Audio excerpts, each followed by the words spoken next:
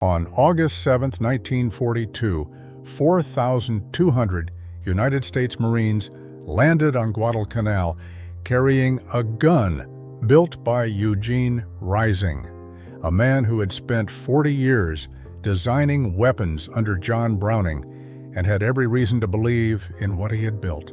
Within weeks, a Marine commander who had just held a ridge against 3,000 Japanese troops reportedly ordered every Rising thrown into the Lunga River and told his men to draw bolt-action rifles from 1903 instead. The Army had flagged the problem months earlier. The warning was in the record. Someone read it, and someone signed the contract anyway. This is not a story about a bad gun. It is a story about the distance between a clean range and a jungle, and between the men who make decisions at desks and the men who carry those decisions into combat. Harrington and Richardson Arms Company in Worcester, Massachusetts contracted to manufacture the design, and the gun that came off that line was, by almost every measurable standard, a serious weapon. Where the Thompson fired from an open bolt, the Rising used a closed-bolt, delayed blowback mechanism that virtually no other submachine gun of the era shared. It weighed about 6.5 pounds, unloaded against the Thompson's 10. At $62 per unit versus $200 for the Thompson, the Rising was not just lighter, it was a bargain. A Marine instructor at Quantico, picking up both guns side by side, would have felt the difference before he fired a single round. The Rising pointed naturally. The balance was forward of the pistol grip, the way a precision instrument sits in a trained hand. In his hand, the Rising was already winning. The Army tested it at Fort Benning in November 1941.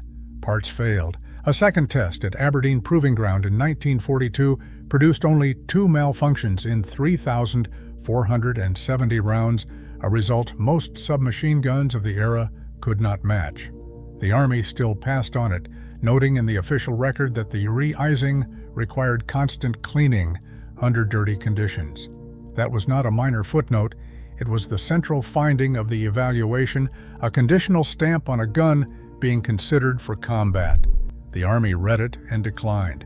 The Marine Corps tested it at Quantico in late 1941 and found it acceptable when maintained to standards. They adopted it in early 1942, designating it Limited Standard.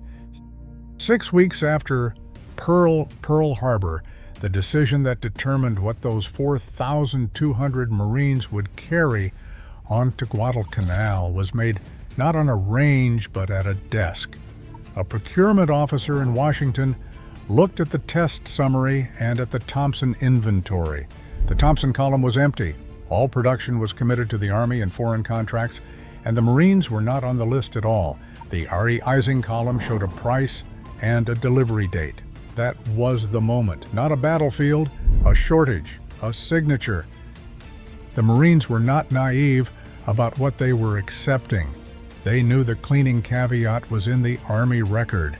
They signed anyway because there was nothing else to sign. That is what separates this story from a scandal and makes it a tragedy.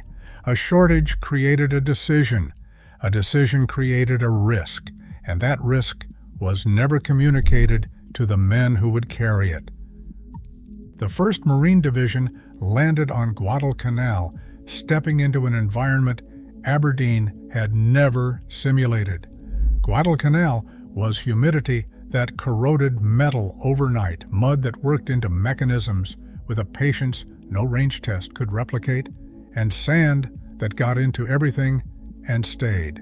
The tight internal clearances that made the re-icing accurate on a clean range became exactly the problem. The tolerances engineered for precision became traps for tropical dirt that did not exist at any American proving ground. The gun that had won on paper was being defeated by conditions that paper had never described. Within weeks, the reputation of the gun had collapsed. Magazines rusted, the clearances choked on sand, and powder fouling. Men reported stoppages mid-engagement, the trigger pulling against nothing, the bolt refusing to cycle. Clearing a malfunction under fire is not the same as clearing one on a range. On a range, it is an inconvenience. In the dark on Guadalcanal with a Japanese assault coming through the jungle, it was something else entirely. Lieutenant Colonel Merritt Edson had just held a ridge against some 3,000 attacking Japanese troops with roughly 800 men. He reportedly ordered the risings thrown into the Lunga River and told his Marines to draw Springfield 1903 bolt-action rifles instead. The primary document has never been confirmed, but the account is so widely and independently attributed that it functions as something more durable than rumor. What it captures is real. The commander of one of the most elite units in the American military decided that a bolt action designed in 1903 was more trustworthy than a modern submachine gun issued in 1942. When that verdict comes from that kind of man, in that kind of moment, it is not a complaint, it is a reckoning. When Army units arrived with M1 Garands, Marines began trading for them without orders, without paperwork, and without explanation. The official designation said, "limited standard." The men said something shorter and not printable. The Quantico test board phrase, "acceptable when maintained to standards," was a conditional approval written by people who understood exactly what that condition meant in practice. The cleaning requirement was not hidden. It was documented, absorbed into a procurement decision made under shortage pressure, and then it stopped traveling. It never reached the men who needed to know it. The distance between its presence in an official record and its absence in the understanding of the men carrying the gun is the true cost of that decision. Someone read the board report, moved on, and left a door open. Guadalcanal walked through it, but the failure did not belong to Eugene Rising. The closed bolt design he patented in 1940 was, for submachine guns of that era, genuinely ahead of its time, a feature virtually no other submachine gun of the period shared. His accuracy figures were legitimate. His weight reduction was real. He was not a fraud pitching something he knew was flawed. He was a precision instrument designer who built a precision instrument and watched it get sent to a place that destroys precision. The re-izing was replaced by the M1 carbine as soon as supply allowed. Surviving guns went back stateside to guard installations where conditions were clean and stakes were lower. Some went to Canadian and Soviet forces. The 1st Marine Division never carried them into frontline Pacific combat after 1943. No single person in this story intended for any of it to happen. A shortage created a procurement decision. A procurement decision created a risk, and that risk was not passed down to the men. That is how institutions fail people without any individual designing the failure. The men who paid for the decision were not the men who made it, and in situations like this, they never are. Eugene Rising kept working after the war, designing rifles for Mossberg, Marlin, Savage, and Stevens. He held more than 60 patents across a career that outlasted the conflict by more than 2 decades. He died on February 21, 1967, at 82 years old. His name is permanently attached to one of the worst remembered weapons of the Pacific Campaign, and the argument about whether that reputation is deserved has not stopped in the 80 years since.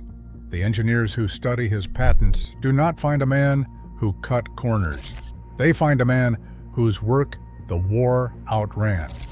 The men who handle the re-izing at gun shows today notice the same things the Quantico instructor noticed in 1941. It is light, the action is smooth, the mechanism is thoughtful. They set it down knowing exactly why it has the reputation it has. And that knowledge does not resolve the tension, it deepens it. 2 men at a gun show, one holding a Rising and one holding a Thompson, are having the same argument being made in 1942. The man with the Rising is arguing on paper, lighter, cheaper, more accurate, ahead of its time. The man with the Thompson is arguing from the jungle, reliability in the conditions that actually exist. not the conditions that were planned for. Neither man knows he is repeating a conversation that started when America was cornered, desperate, and out of options. Subscribe and tell me in the comments what you would have done. You are the procurement officer in Washington in January 1942. The Thompson column is empty. The Marine ship in 6 months. The rising column has a price, a delivery date, and a note that says constant cleaning required in dirty conditions. What do you sign? The men who got it wrong were not foolish. They were desperate. And there is a difference.